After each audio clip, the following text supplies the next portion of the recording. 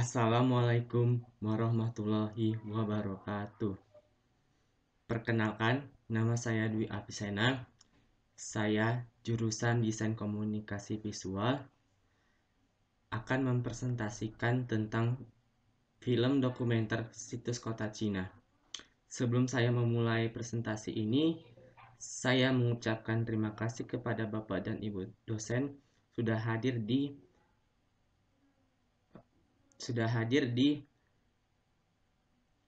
hadir di present hadir di kegiatan presentasi preview 2 tugas akhir. Kali ini saya akan memulai pembukaannya. Di Kota Medan ada sebuah wilayah yang dulunya merupakan bekas pelabuhan kuno. Salah satunya yaitu Pelabuhan Situs Kota Cina. Situs Kota Cina ini merupakan salah satu pelabuhan tertua yang ada di Kota Medan. Lokasinya itu berada di Jalan Kota Cina, Kecamatan Medan Marelan, Kelurahan Payapasir, berdekatan dengan Danau Siombak. Situs Kota Cina ini pertama sekali ditemukan oleh John Anderson ketika dia melakukan investigasi ke pantai timur Sumatera oleh atas suruhan Bapak Gubernur Penang yaitu W.E. Phillips. Ketika John Anderson pergi ke situs Kota Cina, ia menemukan sebuah prasasti kuno yang sangat panjang. Dia mengungkapkan bahwa prasasti itu tidak bisa diterjemahkan dengan prasasti itu tidak bisa diterjemahkan oleh penduduk setempat. Nah, inilah John Anderson, bapak penemu situs Kota Cina. Lalu, situs Kota Cina ini ditemukan kembali oleh Bapak Edward McKinnon. Inilah fotonya. Dialah yang melanjutkan penemuan ekskavasi situs Kota Cina melalui catatan John Anderson. Nama Kota Cina berasal dari India Tamil yang artinya kota, benteng, Cina, sempit namun indah, yang artinya benteng sempit namun tersusun rapi atau indah. Selanjutnya, saya akan memasuki identifikasi masalah. Di identifikasi masalah ini, saya akan menjelaskan tentang masalah umumnya. Yang pertama, kurangnya minat terhadap kurangnya minat masyarakat mengunjungi ke situs Kota Cina. Yang ini yang pertamanya. Yang kedua, yaitu kurangnya minat masyarakat mempelajari sejarah di daerahnya. Yang ketiga, kurangnya kepedulian masyarakat dan pemerintah melindungi situs di daerahnya. Yang terakhir, kita akan memasuki masalah khusus. Di sini masalah khususnya itu sedikitnya media yang menginformasikan tentang situs Kota Cina yang akan diberitakan kepada masyarakat. Lalu dilanjutkan dengan studi kasus. Nah, studi kasus ini tahun 2019 pihak kepolisian menghentikan kegiatan pelebaran wilayah Tapekong di sektor Pekong di situs Kota Cina. Alasan utamanya, proyek pembangunan Pekong ini telah merusak kawasan lapangan sektor Pekong di situs Kota Cina.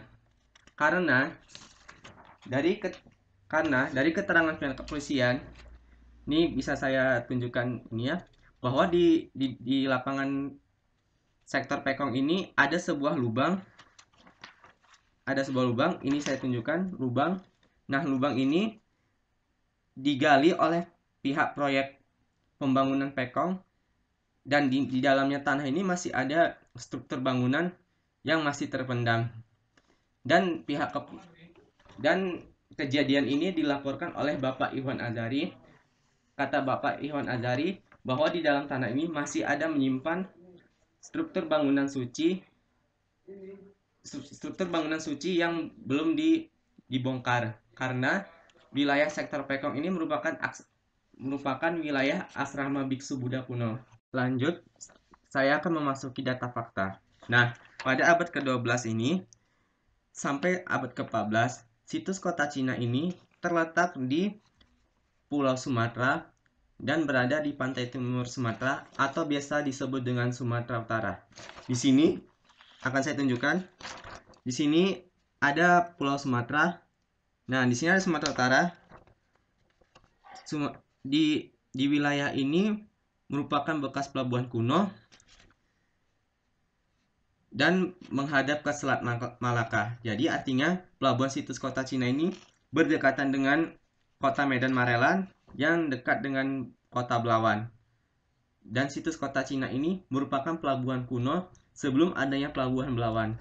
Dan situs ini berdekatan dengan pelabuhan Belawan dan menghadap ke Selat Malaka.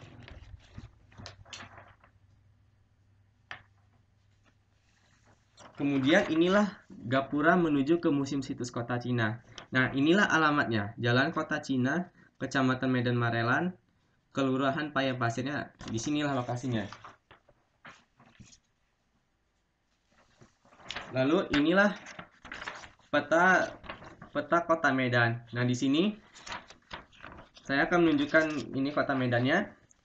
Di sini ada Medan Marelan yang warna abu-abu pekat ini dan berdekatan dengan Medan Melawan. Artinya memang sebelum ada pelabuhan Belawan, ada sebuah pelabuhan kuno bernama Kota Cina. Di sini letak lokasinya, karena dulu wilayah Kota Medan Marelan ini dulunya merupakan bekas lautan atau pelabuhan.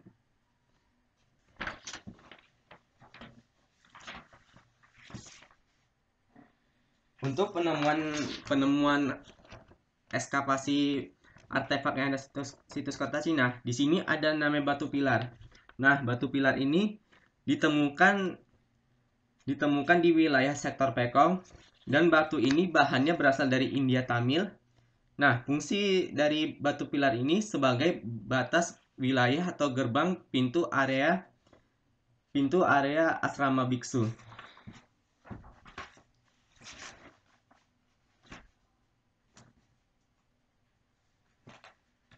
Lalu lanjut dengan penemuan keramik atau keramik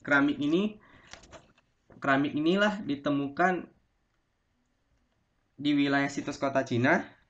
Dan ini selain ada penemuan keramik situs kota Cina, ada juga penemuan keramik dari peninggalan benteng Putri Hijau, dan ada juga keramik pecahan peninggalan dari situs kota Rentang. Semua artefak yang berkaitan dengan situs kota Cina, artefak keramik yang berkaitan dengan yang berhubungan dengan situs kota Cina seperti pecahan keramik daerah Putri Hijau ataupun situs kota Rentang tersimpan di dalam museum ini. Lalu lanjut, ada tembikar. Ini tembikar ini ada yang berasal dari daerah wilayah Indonesia dan ada yang berasal dari mancanegara. Dan ini adalah manik-manik yang ditemukan di wilayah sektor Pekong.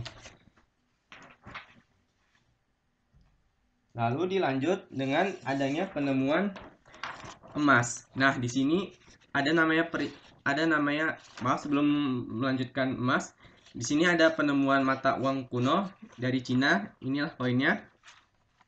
Penemuan poin mata uang kuno dari Cina. Lalu di sini ada penemuan namanya emas.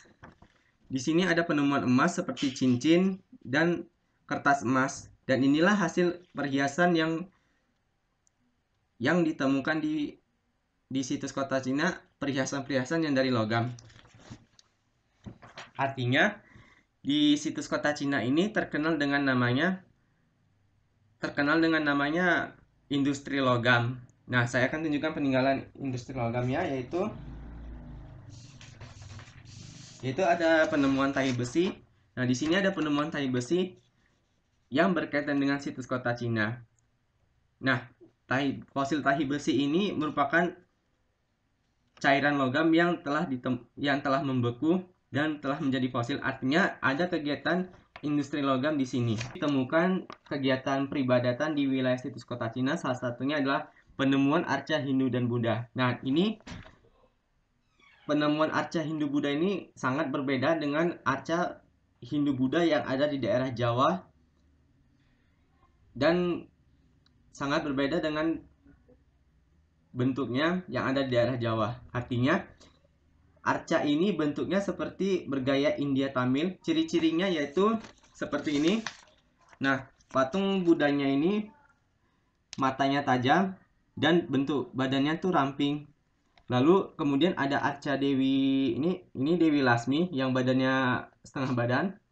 Lalu juga ada penemuan arca Dewa Wisnu. Ciri-cirinya bergaya Tamil adalah bentuk matanya tajam, lalu badannya tuh ramping seperti bentuk badan lebah, dan bahan dasar batunya ini bukan berasal dari Pulau Sumatera, artinya ini bahan batu pembuatannya berasal dari India Tamil. Lanjut.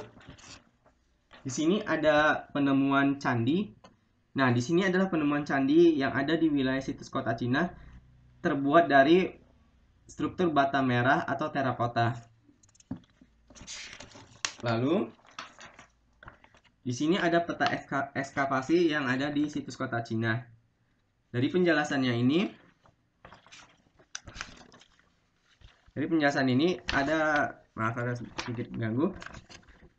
Inilah penemuan yang ada di situs kota Cina. Nah, salah satunya saya akan tunjukkan ini di dekat kolam pemancingan warga ini ada sebuah perahu kuno, tapi dia belum terselamatkan, masih di dalam kolam ini, kolam pemancingan. Lalu di depan museum juga ada penemuan artefak kapal kuno, tapi sudah dipindahkan ke Jakarta karena melakukan penelitian di sana. Lalu di sini ada candi. Nah, candi ini kan candi pertama. Di sini tempat penemuan candinya, dan juga di sini ada penemuan industri bengkel, dan ada penemuan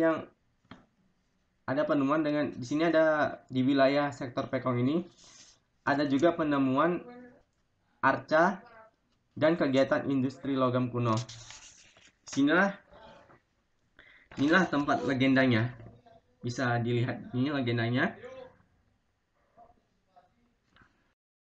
Saya akan memasuki namanya target audience. Nah, di sini ada demografisnya, yaitu usianya mahasiswa yaitu sekitar usianya 18 sampai 25 tahun. Gendernya tuh laki-laki atau perempuan. Pekerjaannya tuh adalah mahasiswa. Nah, jadi target audiensnya itu adalah mahasiswa yang berfokus pada pendidikannya. Lalu dilanjut dengan geografisnya itu berdomisili di Kota Medan. Disinilah di kota saya yaitu Kota Medan. Psikografisnya itu lebih suka yang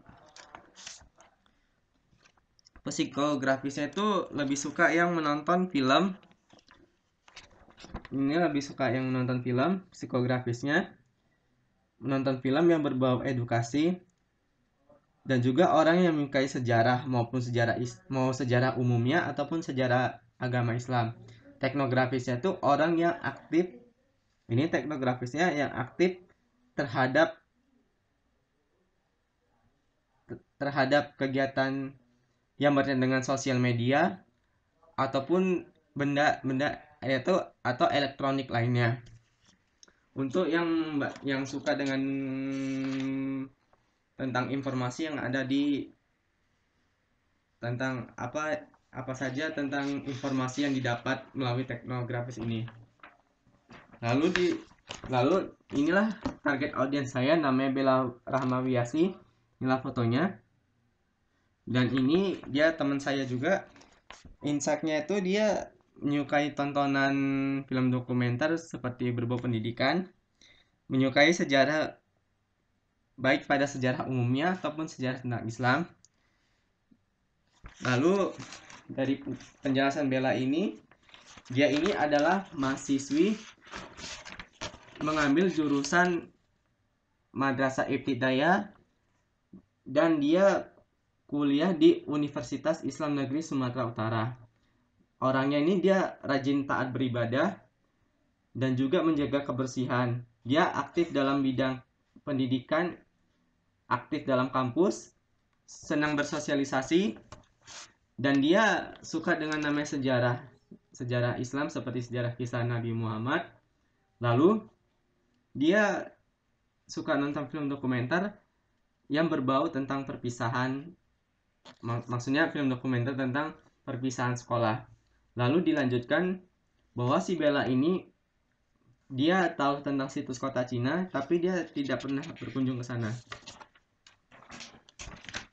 Nah, ini creative approach-nya. Nah, di sini saya akan menjelaskan creative approach saya, yaitu pesan marketingnya. Yang ini, pesan marketingnya yaitu mengenalkan sejarah tentang situs kota Cina kepada masyarakat dan pemerintah yang ada di kota Medan. Nah, target insight-nya yaitu menyukai film yang bersifat berpendidikan atau yang edukasi. Lalu dilanjut dengan pesan komunikasinya. Pesan komunikasinya itu situs kota Cina tidak boleh terabaikan dan dilupakan begitu saja karena situs kota Cina ini merupakan pelabuhan tertua yang ada di kota Medan, dan ini adalah pelabuhan yang di kota Medan ya. Kemudian target insight-nya yaitu menyukai sejarah baik peradaban Islam maupun peradaban pada umumnya. Jadi waktu saya yaitu menyingkap persembunyian kota Cina Medan, sejarah situs kota Cina, dan peradabannya. Lalu lanjut ke how to say-nya. Nah, di sini ada how to say-nya. How to say saya itu menginformasikan tentang sejarah situs kota Cina kepada masyarakat dan pemerintah kota Medan bahwa situs ini pernah masuk ke dalam situs warisan dunia budaya UNESCO, namun karena masyarakat di kota Medan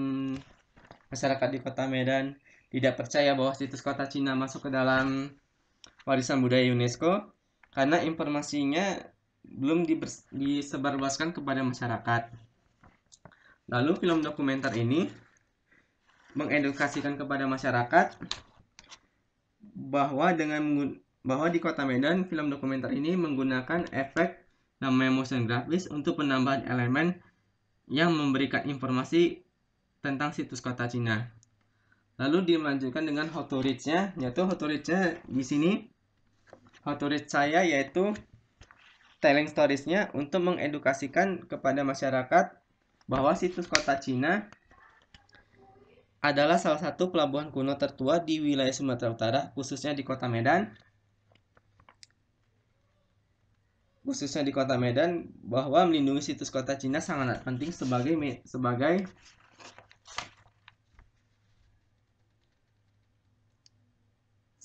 media edukasi menyampaikan kepada generasi yang muda yang akan datang. Lalu playing with time-nya itu menggunakan pendekatan visual dengan bermain ruang dan waktu tentang kronologis situs kota Cina yang ada di kota Medan. Jadi kronologisnya ada di playing with time. Inilah playing with time-nya. Playing with time-nya ini di sini. Lalu kemudian masuk ke repetition dan accumulation-nya, membahas dengan detail dimulai dari data dan fakta.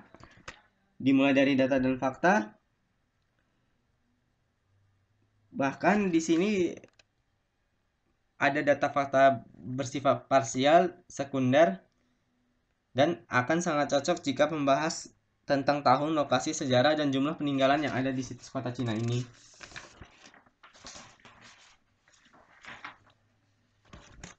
Nah, lalu masuk ke tone and manner. Inilah tone and manner saya, yaitu dari mulai motion infografisnya itu menggunakan efek untuk menunjukkan sejarah dan geografis di situs kota Cina. Inilah motion infografisnya. Lalu dilanjut dengan artefaks menunjukkan. Nah, di artefaks ini di sini menunjukkan peninggalan yang ada di situs kota Cina Medan dan apa saja artefak itu. Nah, historisnya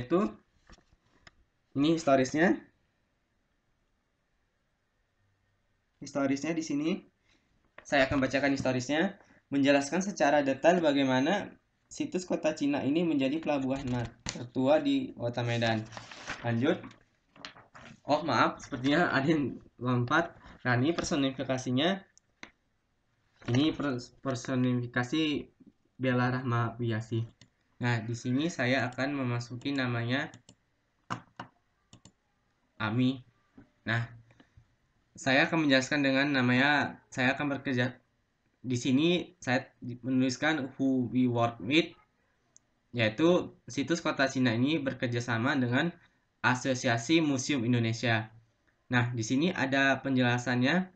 Sejarah AMI ini atau singkatan dari Asosiasi Museum Indonesia, sebelumnya bernama BMMI, Badan Musyawarah Museum Indonesia, dideklarasikan di daerah Yogyakarta.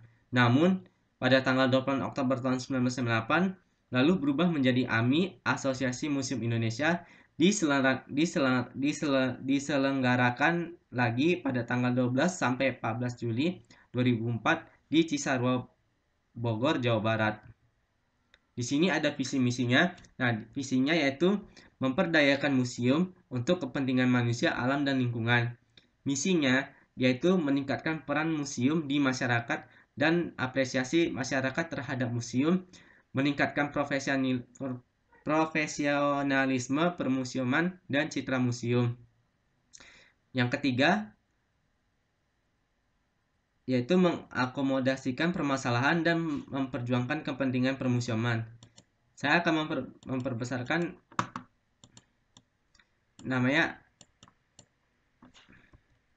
analisis SWOT. Nah, analisis SWOT saya ini yaitu strength-nya situs kota Cina, salah satu pelabuhan purba tertua yang ada di Sumatera Utara, berada di kota Medan, bagian kota Medan Marelan. Dan situs ini termasuk dalam warisan dunia UNESCO. Weakness-nya yaitu kurangnya kepedulian masyarakat dan pemerintah terhadap peninggalan sejarah situs kota Cina, sehingga situs ini terancam kerusakan.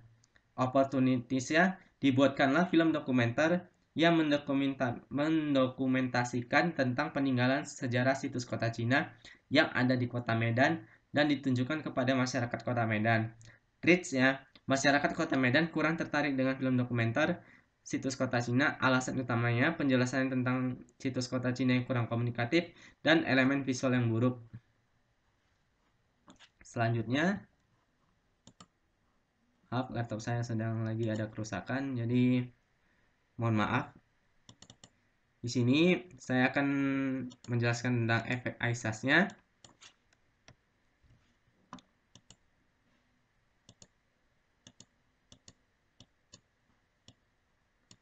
Nah, Aisas-nya yaitu saya menggunakan Aisas ini karena Aisas ini sangat cocok dengan situs kota Cina. Jadi saya akan membacakannya. Think to inform. Attention-nya adalah mensosialisasikan kepada masyarakat bahwa film dokumenter membahas situs kota Cina yang informatif dan interaktif. Feel-nya, interest-nya yaitu menyampaikan peninggalan sejarah berkaitan dengan situs kota Cina Medan di Sumatera Utara. Do search-nya yaitu memberikan informasi yang jelas dan efektif kepada target audience mengenai nilai-nilai sejarah melalui media film dokumenter situs kota Cina. Nah, action-nya yaitu mengedukasikan target audience nilai-nilai sejarah dengan melalui media film dokumenter untuk membahas tentang situs kota Cina, agar masyarakat di kota Medan dapat memahami dan tertarik untuk melestarikan peninggalan sejarah. Lalu share-nya yaitu menginformasikan kepada masyarakat di kota Medan tentang sejarah dan peninggalan situs kota Cina Medan melalui film dokumenter ini. Lalu lanjut.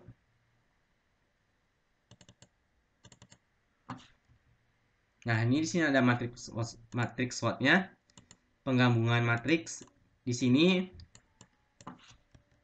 ini strength weakness-nya.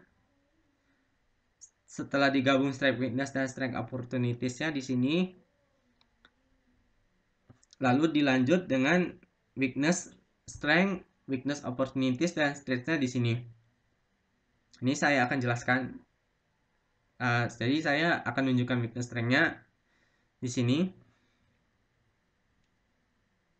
Lalu lanjut terakhir opportunities weakness, penggabungan opportunities weakness, opportunities traits di sini. Nah, itulah yang saya sampaikan. Saya akan memasuki namanya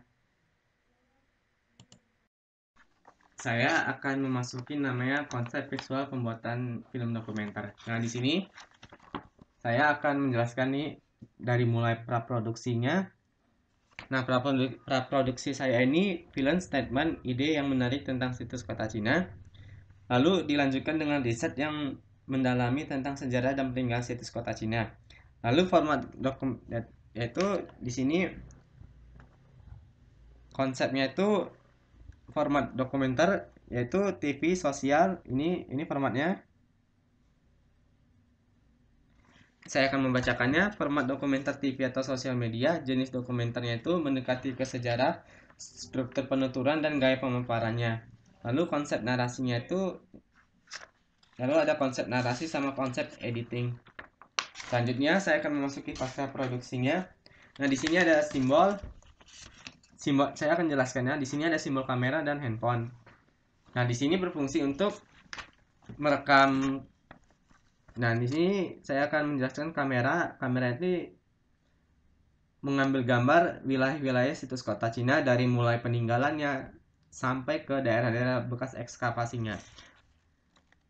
Dan juga ada Android HP ini, yaitu berfungsi sebagai pengganti kamera mirrorless. Saya menggunakan kamera mirrorless karena kamera mirrorless ini gampang baterainya cepat habis dan panas.